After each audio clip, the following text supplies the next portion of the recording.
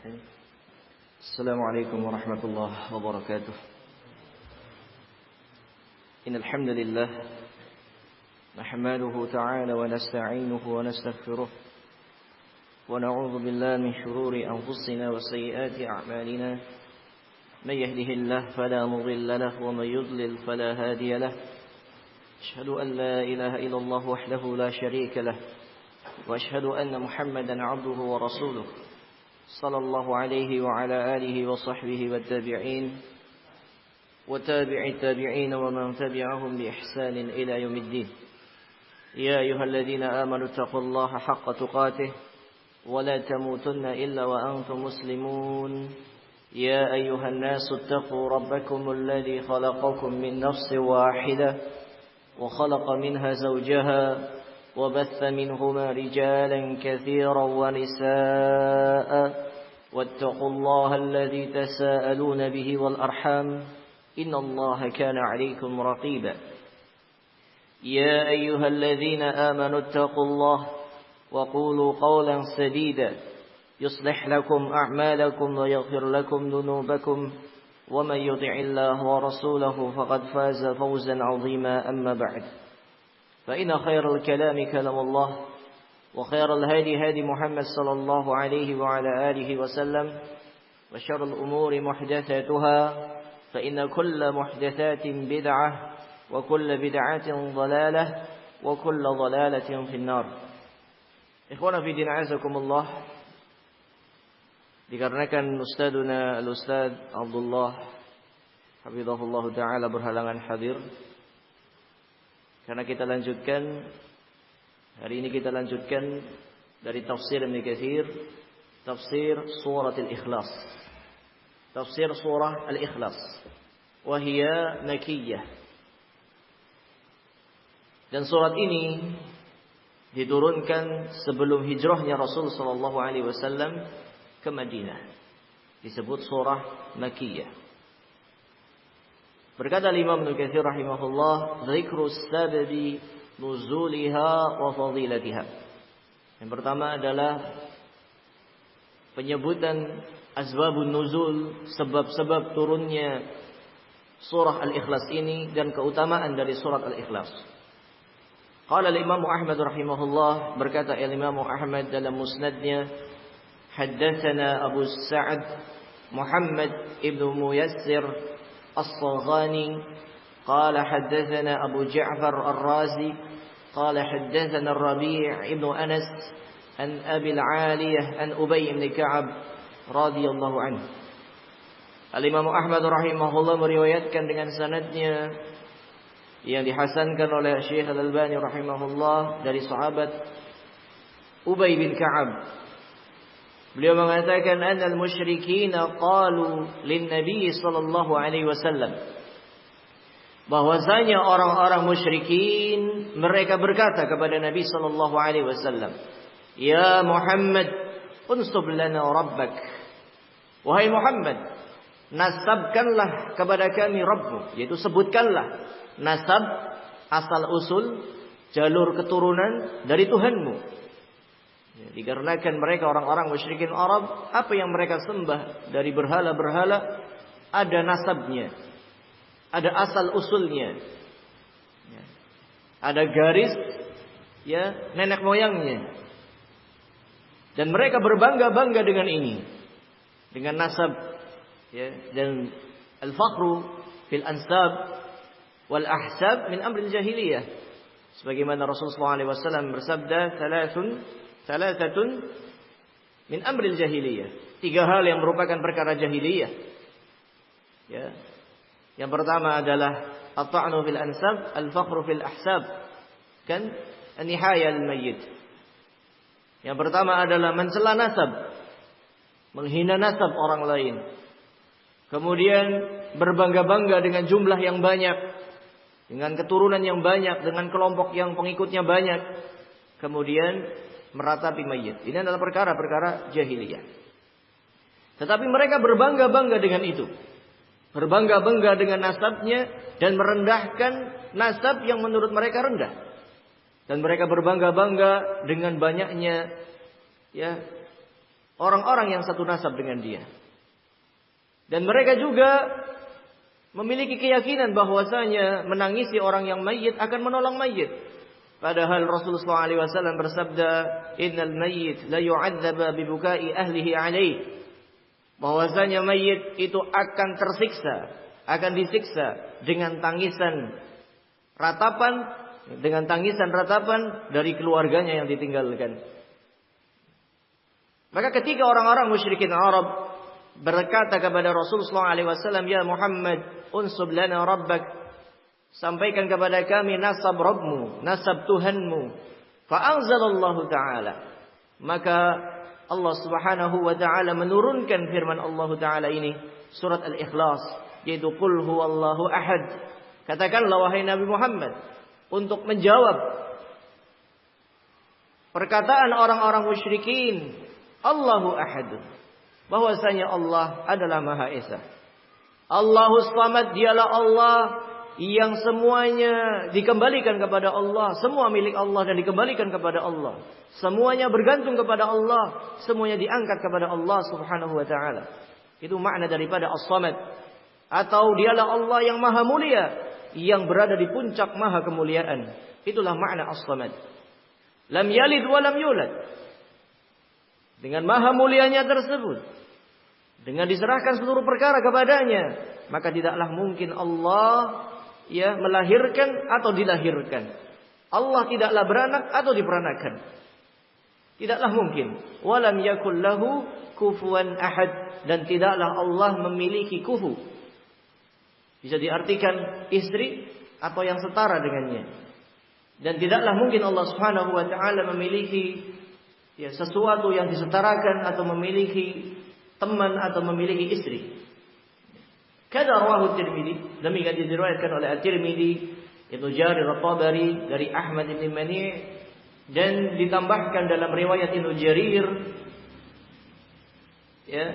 dari jalur periwayatan Mahmud bin Khidash dari Abu Sa'id Muhammad bin Muyassir, dan ditambahkan qala Rasulullah SAW mengatakan As-Samad, makna daripada As-Samad alladzi lam yalid wa lam yulad, yaitu yang tidak beranak dan tidak diperanakan. Li'annahu laisa syai'un yuladu illa sayamutu. Dikarenakan tidaklah sesuatu pun yang dilahirkan kecuali pasti akan mati. Tidaklah sesuatu yang terlahirkan pasti akan mati, dan Allah tidaklah mungkin mati, sehingga Allah pun tidak mungkin dilahirkan.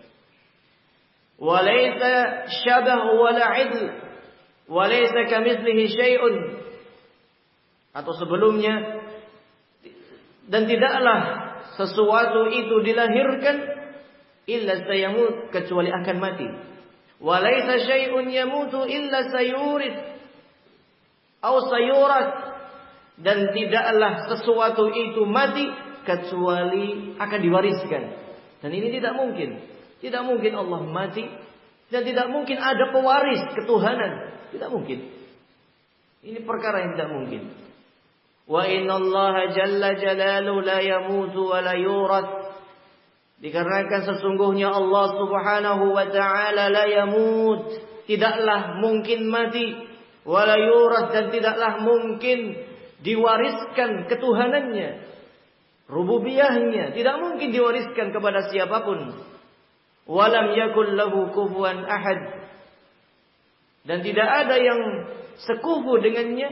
Walam yakul lahu syabah wala idla, walaysa kamitslihi syai', dan tidak ada yang serupa dengan Allah, tidak ada yang sebanding dengan Allah, dan tidak ada yang semisal dengan Allah Subhanahu wa taala dari segala sesuatu. Laisa kamitslihi syai' wa huwas samiul basir. Dan tidak ada yang semisalnya Allah, dan Allah Subhanahu wa taala Maha mendengar lagi Maha melihat.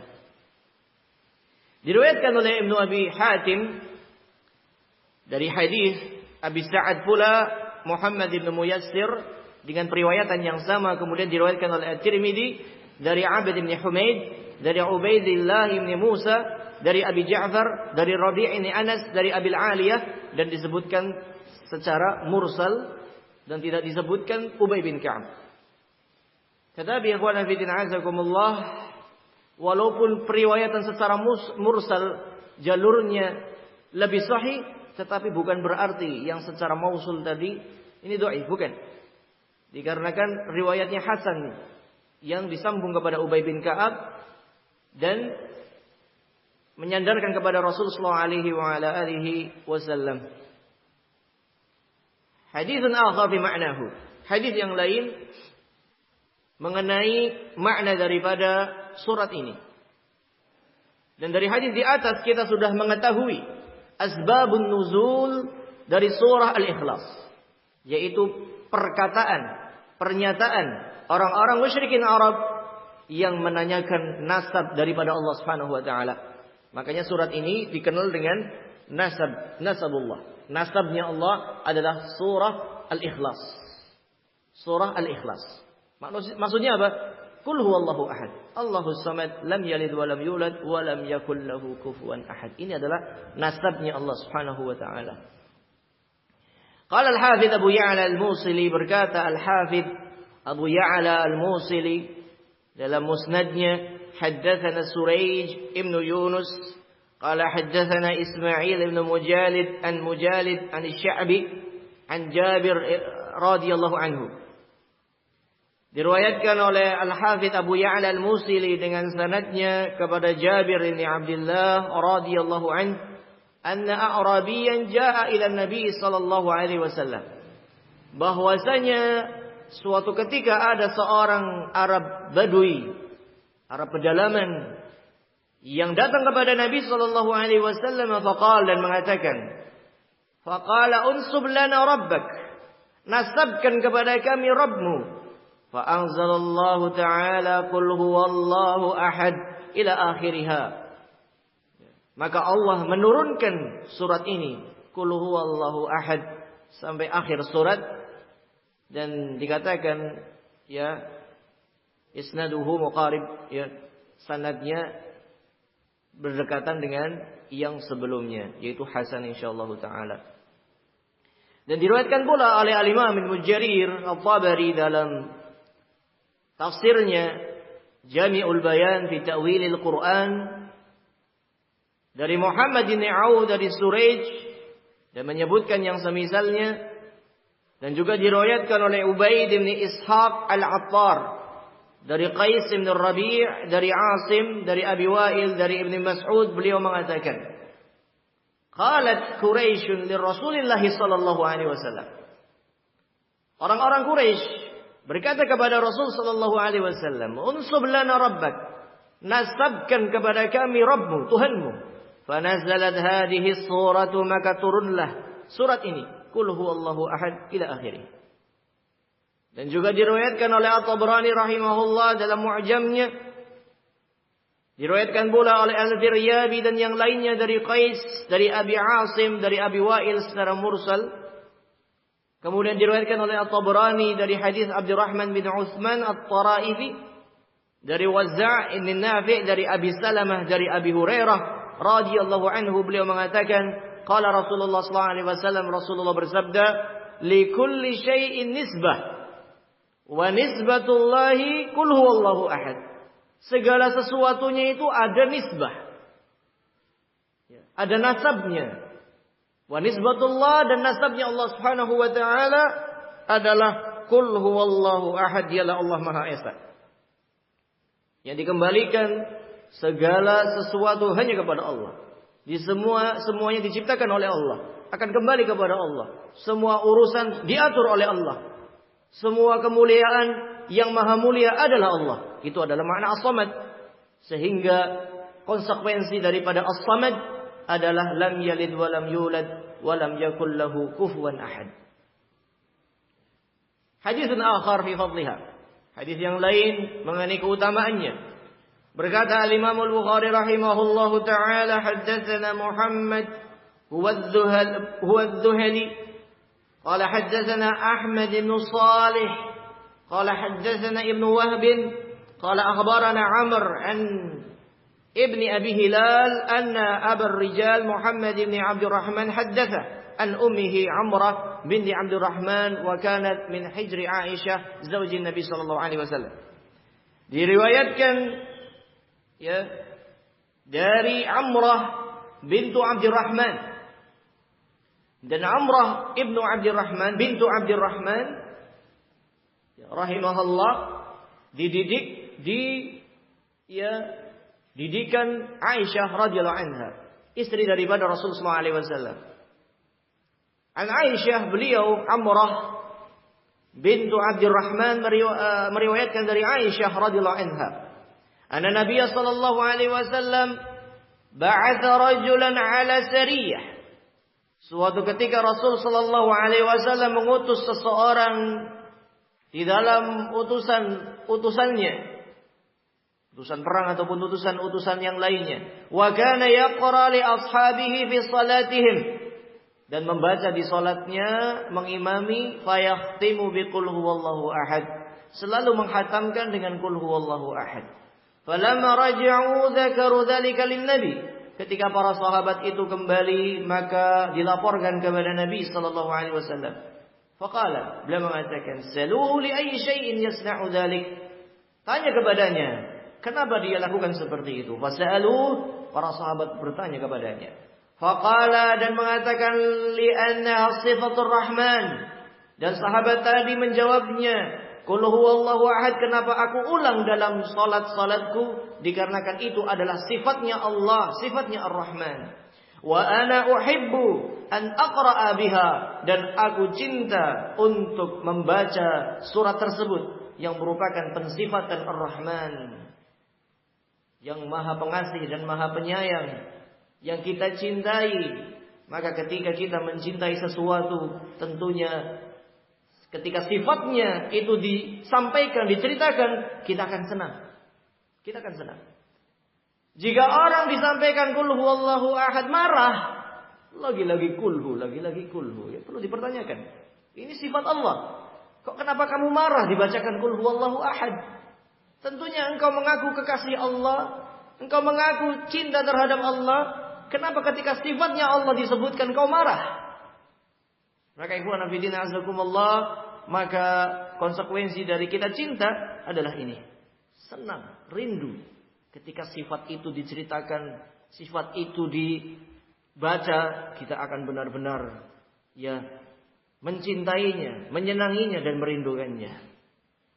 Faqala Nabi sallallahu alaihi wasallam, maka Nabi sallallahu alaihi wasallam bersabda, akhbiruhu anna Allah taala yuhibbuh, khabarkanlah kepada dia bahwasanya Allah Subhanahu wa taala mencintainya. Bahwasanya Allah Subhanahu wa taala mencintainya. Demikian diriwayatkan oleh Al-Imam Al-Bukhari dalam Kitab Tauhid. Ya. Dan juga diriwayatkan oleh Imam Muslim, An-Nasa'i dari hadis Abdullah bin Wahb dari Amr bin Al-Harith dari Sa'id bin Abi Hilal. Kemudian hadis yang berikutnya. Qala Al-Bukhari rahimahullah, berkata Al-Imam Al-Bukhari di Kitab As-Shalah, dalam Kitab As-Shalah dalam Sahih Al-Bukhari.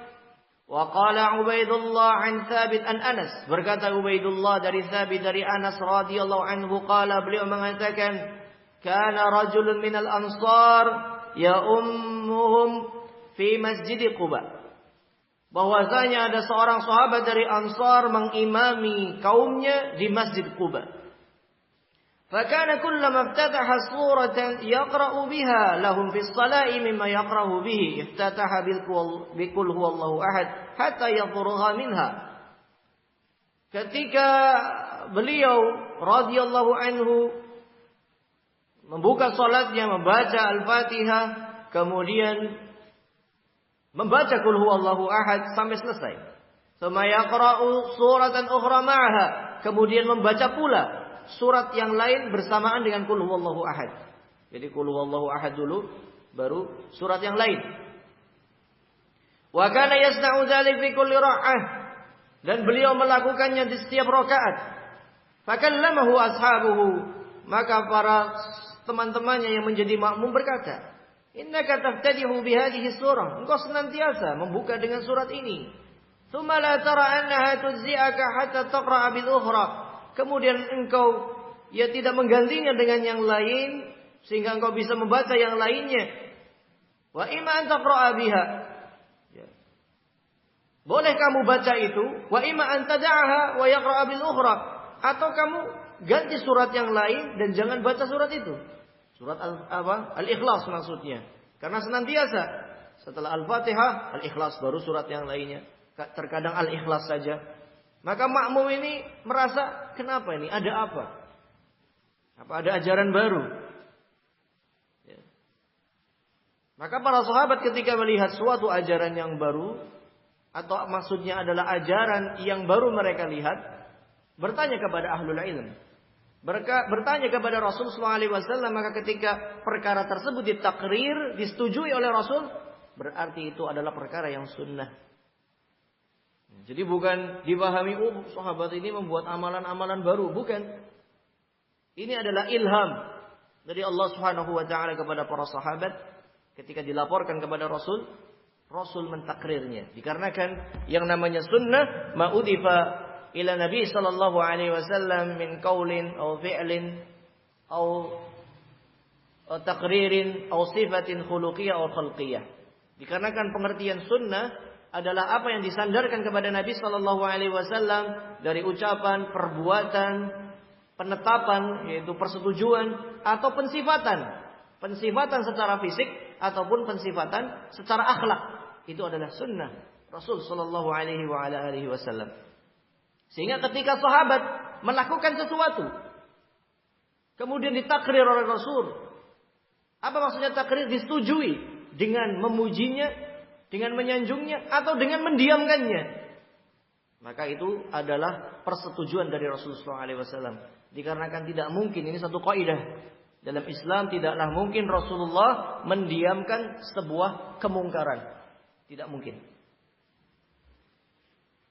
Kemudian dilanjutkan, faqala ma ana bitarikiha in ahbabtun an uammakum bidzalika fa'antu. Aku tidak akan meninggalkannya. Jika kalian suka aku jadi imam, silakan kalian jadi imam.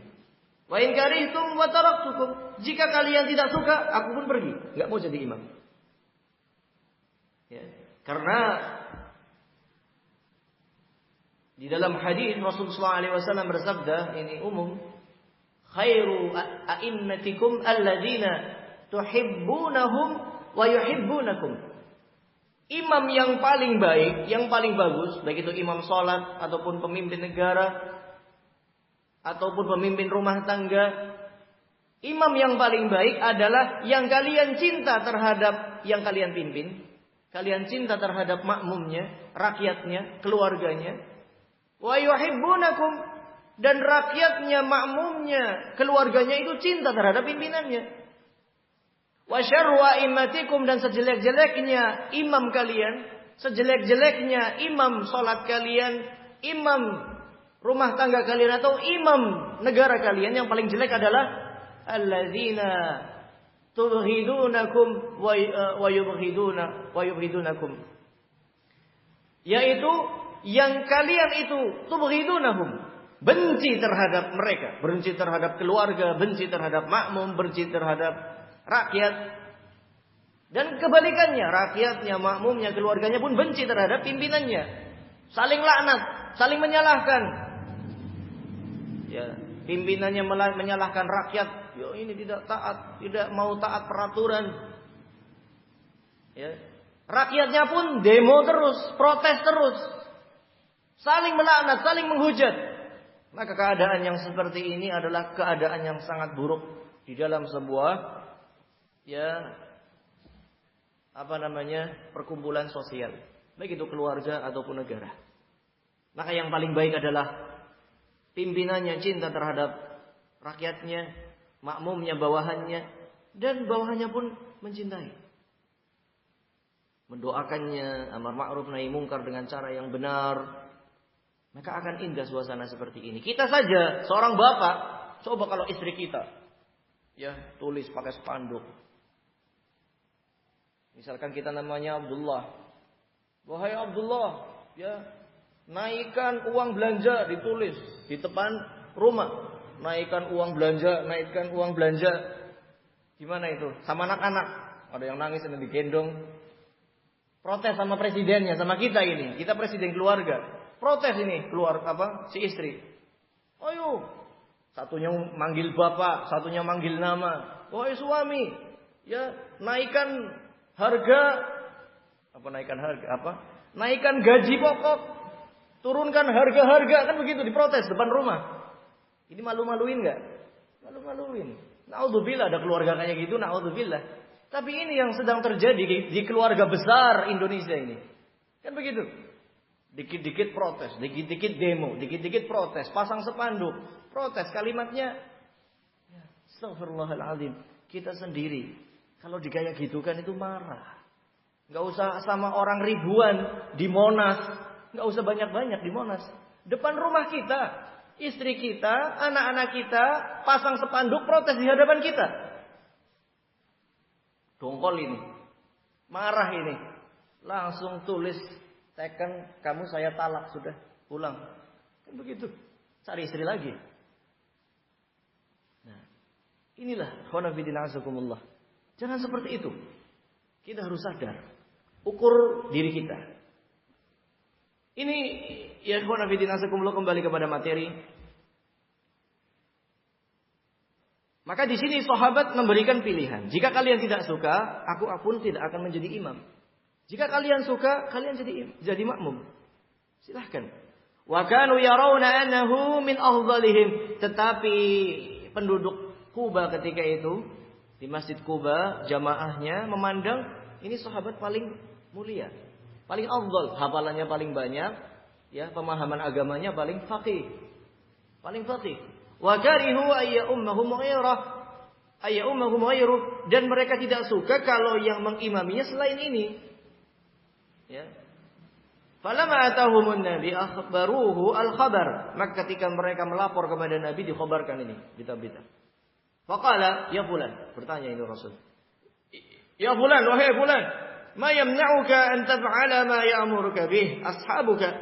Apa yang menghalangimu tidak mau mengikuti yang diinginkan oleh makmum-makmummu? Ya, kenapa nggak mau ikut pendapat makmum gitu? Karena barangkali makmumnya pengen yang panjang-panjang begitu, barangkali. Nanti ketika panjang pengen yang pendek-pendek, kan bisa saja, makmum beda-beda keadaannya. Wa ma hamalaka ala luzumi hadhihi surah fi kulli ra'ah? Dan apa yang membuatmu itu membaca surat ini di setiap rakaat? Qala inni uhibbuha. Maka sahabat itu mengatakan, sungguh aku mencintai surat itu, surat Al-Ikhlas. Qala, maka Rasul sallallahu alaihi wasallam mengatakan, hubbuka iyyaha adkhalakal jannah. Cintamu terhadap surat Al-Ikhlas yudkhilakal jannah. Ini akan menyebabkanmu masuk ke dalam surga. Cinta masuk ke dalam surga. Dan diriwayatkan oleh At-Tirmidzi, oleh riwayat yang lain dari Thabit, dari Anas, bahwasanya seseorang berkata kepada Rasulullah, ya Rasulullah, inni uhibbu hadhihi surah. Ya Rasulullah, aku mencintai surat ini, itu surah Al-Ikhlas. Qala, maka Rasul mengatakan, inna hubbaka iyyaha adkhalakal jannah. Sesungguhnya cintamu terhadapnya, cintamu terhadap surat Al-Ikhlas akan memasukkanmu ke dalam surganya Allah Subhanahu wa taala. Dalam riwayat lain dari Anas, beliau mengatakan, jaa rajulun ila Rasulillah, datang seseorang kepada Rasulullah dan mengatakan, inni uhibbu hadhihi surah, aku cinta surat ini. Qul huwallahu ahad. Maka Rasulullah mengatakan, hubbuka iyyaha adkhalakal jannah. Cintamu terhadapnya akan memasukkanmu ke dalam surga. Subhanallah wa nasallallahu. Hadis yang lain, hadis fi kauniha ta'dilu sulusal Quran. Hadis yang menerangkan bahwasanya qul huwallahu ahad ini setara dengan sepertiga Al-Qur'an. Qala Imam Bukhari, berkata Al-Imam Al-Bukhari rahimahullah, haddatsana Ismail qala haddatsani Malik an Abdurrahman bin Abdullah bin Abdurrahman bin Abi Sa'sa'ah an abihi an Abi Sa'id Al-Khudri radhiyallahu anhu. Anna rajulan, bahwasanya seseorang, sami'a rajulan yaqra, mendengar seseorang itu membaca qul huwallahu ahad, yuraddiduha, diulang-ulang. Diulang-ulang itu bacaan qul huwallahu ahad, Allahus samad, lam yalid wa lam yulad wa lam yakul lahu kufuwan ahad. Falamma asbaha jaa ila nabi, fa dzakara dzalika lahu. Ketika di waktu pagi datang kepada Nabi laporan, bertanya. Wa ka'anna ar-rajul yataqaluha faqala an-nabi. Seolah-olah orang ini mengharapkan jawaban dari Nabi sallallahu alaihi wasallam, maka Nabi menjawab, "Wallazi nafsi biyadihi innaha la ta'dilu sulusal Qur'an." Demi yang jiwaku ada di tangannya, demi Allah, sesungguhnya surat Qul huwallahu ahad ila akhiriha merupakan atau menyetarai atau setara dengan sepertiga Al-Qur'an. Maknanya dan pahalanya. Dan ditambahkan dalam riwayat yang lain, dalam riwayat Al-Bukhari rahimahullahu taala, ya, dari sahabat Abi Sa'id pula, qala Rasulullah li ashabihi, Rasulullah sallallahu alaihi wasallam berkata kepada sahabatnya, ayajizu ahadukum ay yaqra'a thulutsal Qur'an fi lailah? Apakah kalian tidak mampu? Apakah seorang di antara kalian itu tidak mampu untuk membaca sepertiga Al-Qur'an dalam satu malam? Masyaqqa dzalika alaihim, maka para sahabat merasa berat. Sepertiga Al-Qur'an ini 10 juz. Satu malam ya enggak tidur. Maka merasa berat para sahabat ini. Faqalu, maka para sahabat mengatakan, ayyuna yutiqu dzalika ya Rasulullah? Mana di antara kita yang bisa mampu untuk membaca sepertiga Al-Qur'an dalam satu malam? Faqala, maka Rasulullah mengatakan, Allahul wahidus samad thuluthul Qur'an, yaitu surah Al-Ikhlas. Allahul wahidus samad adalah sepertiga Al-Qur'an. Dan hadis yang lain yang diriwayatkan oleh Imam Ahmad dari Abi Sa'id Al-Khudri pula, bata Qatadah Ibnu Nu'man yaqra'u lail kullah bi qul huwallahu ahad. Suatu ketika Qatadah Ibnu Nu'man radhiyallahu an bermalam dan membaca di salat malamnya qul huwallahu ahad secara terus-menerus. Fadzakara dzalika lin Nabi sallallahu alaihi wasallam.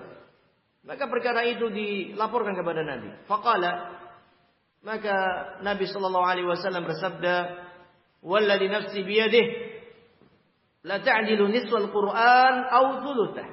Demi yang jiwaku ada di tangannya, sesungguhnya surah Qul huwallahu ahad itu setara dengan separuh Al-Qur'an atau sepertiga.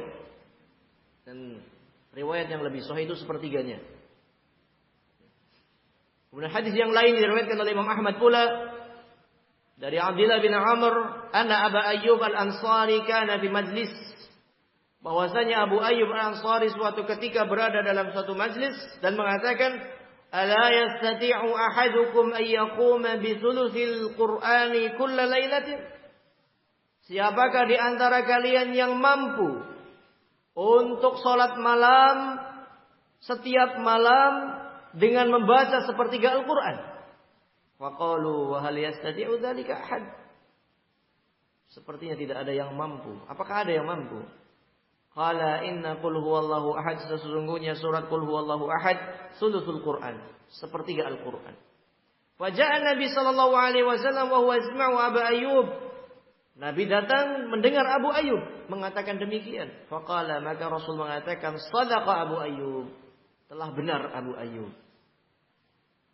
Dan hadis yang lain diriwayatkan oleh At-Tirmidzi dari Abi Hurairah radhiyallahu anhu qala, beliau mengatakan, qala Nabi sallallahu alaihi wasallam, uhshudu fa inni sa'aqra'u 'alaikum sulusal Qur'an. Bersiap-siaplah kalian, sesungguhnya aku akan baca atas kalian sepertiga Al-Qur'an. Fa husyida man husyida, maka bersiap-siaplah sahabat yang bersiap-siap. Tsumma kharaja Nabiullah, kemudian Nabi sallallahu alaihi wasallam keluar dari hijrnya, dari kamarnya menuju masjid dan membaca qul huwallahu ahad. Tsumma dakhala, kemudian masuk lagi. Faqala ba'duna li ba'din, Maka sebagian saling bertanya-tanya. Loh, katanya baca sepertiga Al-Quran tadi. Kok cuma qul huwallahu ahad ini? Bingung para sahabat. Faqala Rasulullah sallallahu alaihi wasallam, maka Rasulullah bersabda, "Fa inni sa'aqra 'alaikum sulusal Qur'an." Rasulullah mengatakan lagi, "Aku akan baca sepertiga Al-Quran." Kemudian mengulangi yang seperti tadi. Qul huwallahu ahad, masuk lagi. Sahabat tambah bingung. Loh, kenapa ini? Inilah ara hadza khabaran jaa minas sama'. Maka perawi yaitu Abu Hurairah, sesungguhnya aku berpendapat bahwasanya apa yang dilakukan Rasul ini adalah merupakan berita dari langit. Summa kharaja Nabiullah, maka Rasulullah sallallahu alaihi wasallam keluar menuju masjid dan mengatakan, "Inni kullu sa'aqra'u 'alaikum sulusal Qur'an." Tadi aku katakan bahwasanya aku akan membaca kepada kalian sepertiga Al-Quran. Ala wa innaha ta'dilu sulusal Qur'an. Ketahuilah bahwasanya surah Al-Ikhlas itu setara dengan sepertiga Al-Quran. Demikian diriwayatkan oleh Muslim dan At-Tirmidzi dengan sanad yang sahih tentunya. Masyaallah, luar biasa ikhwan fillah azakumullah. Satu surat Al-Ikhlas, qul huwallahu ahad, Allahus samad, lam yalid wa lam yulad wa lam yakul lahu kufuwan ahad. Ini sepertiga daripada Al-Quran. Hadis akhar, hadis yang lain. Hadis dari Abi Ayyub. Ya, dengan lafaz yang sama sebenarnya sudah kita baca, kita lewati saja. Dengan lafaz yang lain dari Ubay bin Ka'ab, riwayat Ahmad. Qala, beliau mengatakan qala Rasulullah sallallahu alaihi wasallam. Rasulullah sallallahu alaihi wasallam bersabda, "Man qara'a bi qul huwallahu ahad, faka'annama qara'a bi thuluthil Qur'an." Barang siapa yang membaca qul huwallahu ahad, seolah-olah dia telah membaca sepertiga Al-Qur'an. Demikian diriwayatkan pula oleh An-Nasa'i dalam Amalul Yaum wal Lailah. Dan juga hadis-hadis yang lain, ya. Dan ada sebuah tambahan dari riwayat Imam Ahmad dari sahabat Abi Darda. Ya, Rasulullah mengatakan, "Fa innallaha jazza al-Qur'an salasata ajza'i." Bahwasanya Allah membagi Al-Qur'an itu dibagi 3. Ya, fa qul huwallahu ahad thuluthul Qur'an. Maka surah qul huwallahu ahad itu adalah sepertiga dari Al-Qur'an. Mewakili dan setara pahalanya dengan sepertiga daripada Al-Quran. Ya. Dalam riwayat lain, dalam riwayat An-Nasa'i dalam Amalul Yaum wal Lailah dari Humaid bin Abdurrahman, bahwasanya beberapa sahabat Nabi mengatakan, "Qul huwallahu ahad ta'dilu sulusal Qur'an liman shalla biha." Qul huwallahu ahad sepertiga Al-Quran, setara dengan sepertiga Al-Quran bagi orang yang salat dengan membaca ini. Ya, ini adalah riwayat apabila salat, tetapi yang lainnya pun umum. Dan dalam riwayat lain, dalam hadis yang lain, hadis akhar fi kauni qira'atiha tujibul jannah. Hadis yang lain yang menerangkan bahwasanya membacanya Al-Ikhlas akan memasukkan kita ke dalam surga. Abu Hurairah mengatakan, "Aqbaltu ma'an Nabi sallallahu alaihi wasallam fasami'a rajulan yaqra." Aku pernah bersama Rasulullah SAW dan beliau mendengar seseorang mengatakan qul huwallahu ahad. Faqala Rasulullah, maka Rasulullah mengatakan wajabat, wajib dia. Wa ma wajabat? Maka Abu Hurairah mengatakan, wajib apa wahai Rasulullah? Al-jannah, wajib masuk surga. Wajib masuk surga. Hadis yang disahihkan oleh Al-Albani rahimahullah. Hadisun akhar fi taqrari qiraatiha. Hadis yang lain tentang disyariatkan untuk membacanya diulang-ulang. Hadisnya pun sudah kita bacakan, cuma di sini perbedaan riwayatan. Kita lewatkan saja. Kemudian hadis yang lain dari riwayat Al-Imam Ahmad rahimahullahu taala dari Mu'adz bin Abdullah bin Habib dari ayahnya. Beliau mengatakan, "Asabana 'atashun wa dhulmah. Faqadarna Rasulullah sallallahu alaihi wasallam yusalli bina." Suatu ketika cuaca sangat mendung sekali. Ya, Angin bertiup sangat kencang. Fantadharna Rasulullah sallallahu alaihi wasallam yusalli. Maka kami menunggu Rasulullah untuk mengimami salat. Fa kharaja fa akhadha bi yadayya. Maka beliau pun keluar dari rumahnya menuju salat dan memegang tanganku. Qul fasakattu. Rasul mengatakan katakanlah, aku terdiam. Rasul mengatakan lagi qul, katakanlah. Maka aku terdiam, ma aqul. Kemudian aku berkata, apa yang aku harus katakan wahai Rasulullah? Qul huwallahu ahad. Katakanlah qul huwallahu ahad wal muawwidhatain hina tumsi wa hina tusbih thalathan. Dan juga bacalah muawwidhatain, qul a'udzu birabbil falaq, qul a'udzu birabbin nas. Hina tumsi, ketika di waktu sore, wa hina tusbihu, dan ketika di waktu subuh, thalathan 3 kali. Takfika kulla yaumin marratain. Cukupkan bagimu di harimu 2 kali ini, yaitu di pagi 3 kali masing-masing, di sore 3 kali masing-masing. Ini adalah wasiat dari Rasulullah SAW.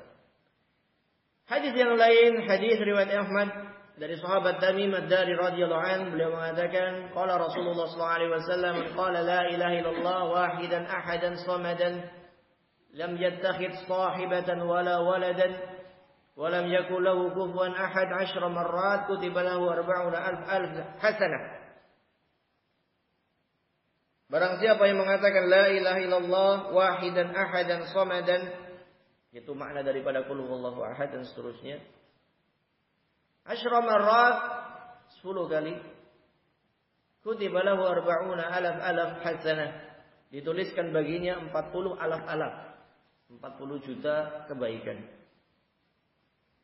Ya, dituliskan 40 juta kebaikan. Tapi ini didatangkan sebagai syawahid saja karena persendiriannya dhaif.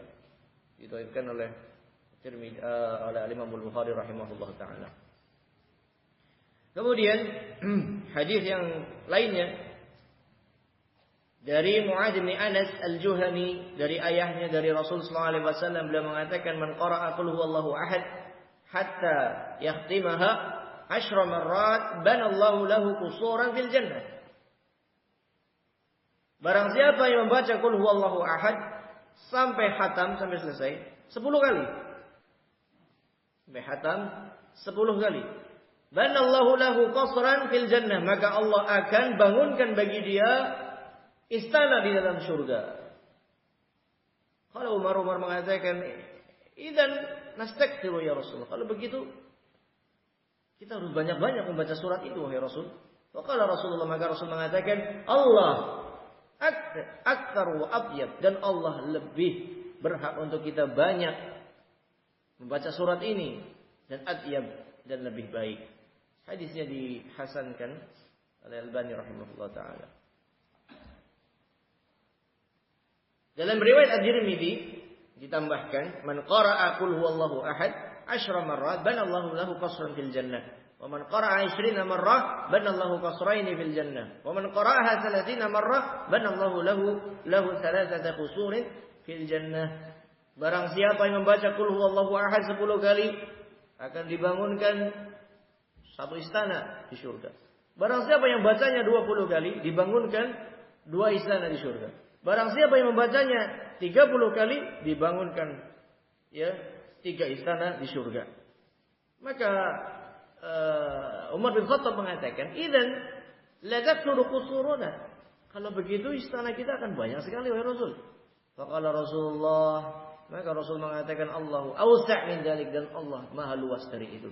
Allah maha mampu, bisa saja memberikan kepada kita apa yang Allah kehendaki lebih daripada lipat-lipat itu.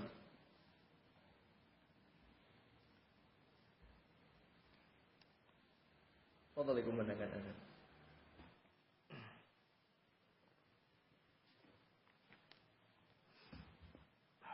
قال الإمام ابن كثير رحمه الله حديث آخر في الدعاء بما تضمنته من الأسماء. Hadis yang menerangkan disyariatkan untuk berdoa dengan isi kandungan daripada surat Al-Ikhlas ini. Diriwayatkan oleh Imam An-Nasa'i rahimahullah taala حدثنا عبد الرحمن بن خالد قال حدثنا زيد بن الحباب قال حدثني مالك بن مغول قال حدثنا عبد الله بن بريدة عن أبيه أنه دخل مع رسول الله المسجد. Bahwasanya Buraidah masuk bersama Rasulullah SAW ke dalam masjid. Fa idza rajulun yusalli, ketika itu ada seorang yang salat, yad'u, berdoa kepada Allah, yaqul, dengan mengatakan, Allahumma inni as'aluka bi anni ashhadu an la ilaha illa anta al-ahadus samad lam yalid wa lam yulad wa lam yakul lahu kufuwan ahad. Ya Allah, sesungguhnya aku meminta kepadamu dengan bahwasanya aku bersaksi tidak ada sesembahan yang berhak diibadahi melainkan Engkau, yang Maha Esa, yang Maha Mulia, yang tidak beranak dan tidak diperanakan, dan tidak ada yang setara dengannya. Berdoa dengan itu, yaitu tawassul bi asma'i was sifat. Bertawassul dengan asma was sifat. Qala, maka beliau mengatakan, walladzi nafsi biyadihi, demi yang jiwaku ada di tangannya, demi Allah, laqad sa'alahu bismihil a'zam, sungguh dia telah meminta kepada Allah dengan nama-namanya yang teragung. Alladzi idza su'ila bihi a'ta, kalaulah Allah dipinta dengan disebut nama-nama tadi, a'ta, pasti Allah akan memberikannya apa yang dipinta. Wa idza du'iya bihi ajaba, dan apabila Allah dimintai doa dengan ini, atau kita berdoa kepada Allah dengan doa ini, ajaba, pasti Allah akan mengijabahi. Yaitu Allahumma inni as'aluka bi anni ashhadu an la ilaha illa anta al-ahadus samad lam yalid wa lam yulad wa lam yakul lahu kufuwan ahad. Pun hadis yang lain diriwayatkan oleh Al-Bukhari, hadisun akhar fil istishfa'i bihinna. Hadis yang lain tentang kita berobat dengan surat ini. Qala Al-Bukhari, berkata Imam Al-Bukhari rahimahullah, haddatsana Qutaibah qala haddatsana Al-Mufaddal an Uqail an Shihab an Urwa an Aisyah. Telah menceritakan kepada kami Qutaibah, beliau mengatakan telah menceritakan kepada kami Mufaddal dari Uqail bin Shihab dari Urwah dari Aisyah, bahwasanya Nabi sallallahu alaihi wasallam kana idza awa ila firashi, bahwasanya Rasul kalau beranjak menuju tempat tidurnya, kulla lailatin, di setiap malamnya, jama'a kaffain, maka beliau kumpulkan kedua tangannya, thumma nafatha fihima, kemudian ditiupkan ke keduanya, wa qara'a fihima, dan membaca qul huwallahu ahad, qul a'udzu birabbil falaq, dan qul a'udzu birabbin nas. Dalam riwayat lain dibaca dulu baru ditiup. Kalau dalam riwayat Bukhari ini ditiup dulu baru baca. Tsumma yamsahu bihima mastata'a min jasadihi, kemudian beliau mengusapkan dengan kedua tangannya yang sudah ditiup tadi ke badannya yang beliau mampu untuk diusap. Apa yang mampu diusap? Diusap. Yabda'u bihima ala ra'sih, diawali dengan kepalanya, ya, kepala rambut ini, kemudian wajah, wa ma aqbala min jasadihi, dan apa yang di badannya dari depan dan belakangnya. Wa yaf'alu dzalik 3 marrat, dan melakukannya 3 kali. Ya, demikian diriwayatkan oleh Ashabus Sunan, oleh Abu Dawud, Tirmidzi, Nasa'i, dan Ibnu Majah. Kita sudah ingat, ikhwan fillah azakumullah, berarti sudah ada 4 surat yang merupakan secara khusus adalah surah Asy-Syifa, yaitu surat untuk mengobati, di mana Al-Quran adalah syifa, obat. Tetapi secara khusus disebutkan Al-Fatihah, Qul huwallahu ahad, Qul a'udzu birabbil falaq, dan Qul a'udzu birabbin nas, merupakan ya syifa, obat. Bahkan telah lewat ketika penafsiran Al-Falaq bahwasanya karena Nabi sallallahu alaihi wasallam idza ishtaka, apabila mengeluh sakit, dhamma kaffaihi, maka menggabungkan kedua tangannya dan membaca surat-surat ini, Qul huwallahu ahad, qul a'udzu birabbil falaq dan qul a'udzu birabbin nas ditiupkan, diusapkan di yang sakit. Maka ini adalah pertolongan pertama. Ya. Obat yang paling mujarab. Dan ini kita jangan terlupakan sebagai seorang muslim. Mungkin dengan perkembangan teknologi yang serba modern ini, banyaknya obat yang ditemukan, kita kadang lalai dengan ini. Lupa. Dengan kecanggihan alat-alat pengobatan yang sekarang ini, kita terkadang lupa. Atau terkadang meremehkan. Tidak lupa tapi meremehkan. Masa sih menyembuhkan? Apa hubungannya? Dan terkadang begitu di dalam hati kita. Ya, akhirnya, ya ketika sakit, langsung pikirannya adalah kotak P3K begitu. Ya itu, silahkan. Tidak terlarang. Tetapi tentunya kita harus lebih ingat lagi dengan yang diajarkan Rasulullah. Kalau mengalami sakit adalah membaca surat-surat ini. Al-Fatihah, ya, Al-Ikhlas, Al-Falaq dan An-Nas. Dibacakan, ditiupkan dan diusapkan. Ya. Kalaulah tidak sembuh pun kita dapat pahala kan. Lebih mulia daripada sakitnya. Apalagi kalau sembuh. Maka ikhwan fillah azakumullah jami'an, dikatakan oleh Imam Al-Qayyim dalam Ad-Da'u wad-Dawa atau Jawabul Kafi tentang dua jenis obat. Ya, baik itu obat yang syar'i yaitu Al-Qur'an dan obat yang tabi'i yang sifatnya penemuan yang Allah ciptakan dan ditemukan oleh manusia. Semuanya itu memang ketika kita sakit kita berusaha. Ya, sebab secara syar'i dan sebab secara hissi. Ya. Yang pertama tentunya adalah sebab syar'inya kita penuhi. Ya. Kita membaca Al-Qur'an yaitu Al-Fatihah, Al-Ikhlas, Al-Falaq, An-Nas kita tiupkan. Bahkan telah lewat penafsiran pada penafsiran Al-Fatihah kisah sahabat yang meruqyah, ya, salah satu kepala suku yang tersengat kalajengking. Ya. Kemudian diruqyah dengan Al-Fatihah sembuh. Sama sekali sembuh. Racunnya hilang. Sembuh sama sekali. Maka yang seperti ini memang tergantung kitanya yang membaca, tergantung penyakitnya kuat tidaknya, dan tergantung orang yang diobati itu. 3 faktor inilah yang mempengaruhi terkadang obat itu manjur atau tidak manjur. Secara asalnya Al-Quran adalah syifa, obat mutlak, dan manjur karena obat yang langsung Allah turunkan dari langit. Tapi kenapa kemudian tidak manjur? Berarti faktor penyakitnya dan faktor kitanya.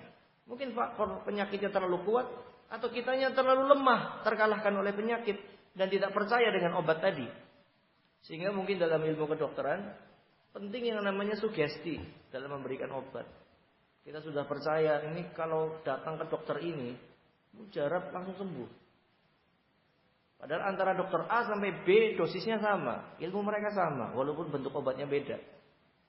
Ya, tapi kita sudah sugestinya kalau di sana manjur. Ya. Maka belum datang ke dokter sudah sembuh duluan, sudah bisa jalan. Padahal beberapa hari diranjang. Ke dokter bisa, sudah sembuh. Sugesti, kepercayaan kita. Oleh karena itu kita sebagai orang yang mengimani Allah dan Rasulnya, sebagai seorang Muslim, latih diri kita untuk mengedepankan Al-Quran dan Sunnah. Apalagi di zaman yang sekarang ini serba dikatakan sebagai masuk akal begitu, serba modern, serba canggih. Maka jangan kita melupakan obat-obat atau sebab-sebab yang Allah Subhanahu wa taala berikan secara syar'i. Dan semuanya ada. Ya. Seorang ingin rizki yang halal, ingin rizki yang banyak, sebab syar'i banyak. Sebab hissi, sebab-sebab secara tabiat banyak. Pekerjaan sangat banyak. Tapi sebab syar'i apa itu? Seperti salat, Atau secara umum bertakwa, wa may yattaqillaha yaj'al lahu makhraja wa yarzuqhu min haitsu la yahtasib. Barang siapa yang bertakwa kepada Allah, Allah akan berikan jalan keluar, Allah akan berikan rizki min haitsu la yahtasib. Dari arah yang tidak terduga. Ini penafsiran yang pertama. Penafsiran yang kedua, dari apa yang kita duga, tidak kita duga. Dari apa yang kita tidak mampu. Apa? Yang pertama, dari arah yang kita tidak duga, dari situ rizki datang. Yang kedua, dari apa yang kita tidak mampu untuk mendatangkannya, tiba-tiba mampu. Kita tidak mampu untuk mendatangkannya, tapi alhamdulillah tiba-tiba mampu. Allah Subhanahu wa taala silaturahim, mendatangkan rezeki. Haji mendatangkan rezeki. Dalam hadis yurithul ghina, yang namanya haji itu akan membuat seseorang itu kaya raya. Haji. Dan di antara sebabnya adalah nikah juga. Allah Subhanahu wa taala berfirman dalam surah An-Nur, "Fa'ankihul ayyama minkum wassalihina min ibadikum." Dan nikahkanlah ya gadis-gadis kalian, perempuan-perempuan yang belum menikah, nikahkanlah dengan laki-laki yang saleh, dan nikahkanlah pula budak-budak laki-laki dan perempuan. Iyakunu fuqara yughnihimullahu min fadlih. Kalau mereka masih fakir itu mau makan untuk ini, kita mau siang. Makan untuk siang aja kita masih bingung, itu fakir. Yughnihimullahu min fadlih, pasti Allah akan memberikan kekayaan kepadanya. Itu pasti, janji Allah. Dalam hadis riwayat Tabrani, salah satunya yajibu 'alallahi 'aunuhum. Wajib bagi Allah mewajibkan dirinya untuk menolong 3 golongan. Mujahid fisabilillah, katib yuridul ada, seorang penulis transaksi yang amanah, dan yang ketiga adalah al-mutazawwid yuridul afaf, seorang yang menikah ingin menjaga kehormatannya, pasti Allah tolong. Wa in khiftum 'ailatan fasawfa yughniyahumullah. Kalau kalian yughniyakumullah, kalau kalian takut ailah, takut miskin dengan menikah, pasti Allah akan berikan kekayaan kepada kalian. Oleh karena itu, kata Abdullah bin Mas'ud radhiyallahu anhu, iltamasu al-ghina bin nikah. Jika kalian pengen kaya, nikahlah. Ini sebab untuk kita kaya. Ini sebab-sebab syar'i. Sebab syar'inya dipenuhi. Dan sebab tabiat, sebab hissi dipenuhi. Nikahnya dipenuhi, ini sebab syar'i. Kemudian kerjanya dipenuhi, sebab hissi. Maka kalau dua ini digabungkan, akan kaya. Ini dalam masalah dunia saja seperti ini, apalagi masalah akhirat. Pengen surga, ya kita beramal soleh. Kan begitu. Pengen jauh dari neraka, hindari maksiat. Kan seperti itu. Sebabnya dipenuhi.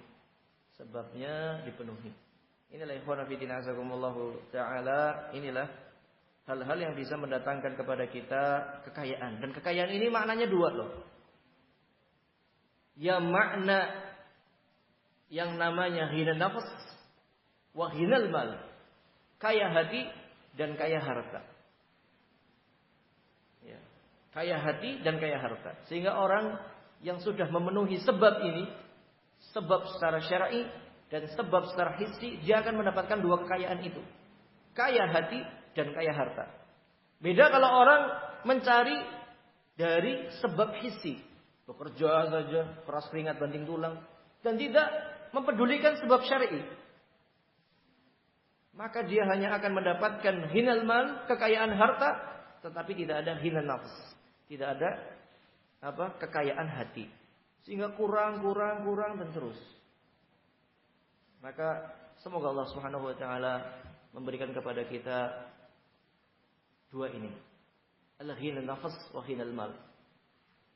Dan ini yang kita berdoa kepada Allah Subhanahu wa taala, Allahumma inni as'aluka ya at-tuqa wal afafa wal ghina. Ya Allah, aku meminta kepadamu at-tuqa, ketakwaan, wal afaf, penjagaan diri dari perkara yang haram, wal ghina, dan kekayaan jiwa dan kekayaan harta. Wallahu taala a'lam bis-shawab. Subhanakallahumma wa bihamdika asyhadu an la ilaha illa anta astaghfiruka wa atubu ilaik. Assalamualaikum warahmatullahi wabarakatuh.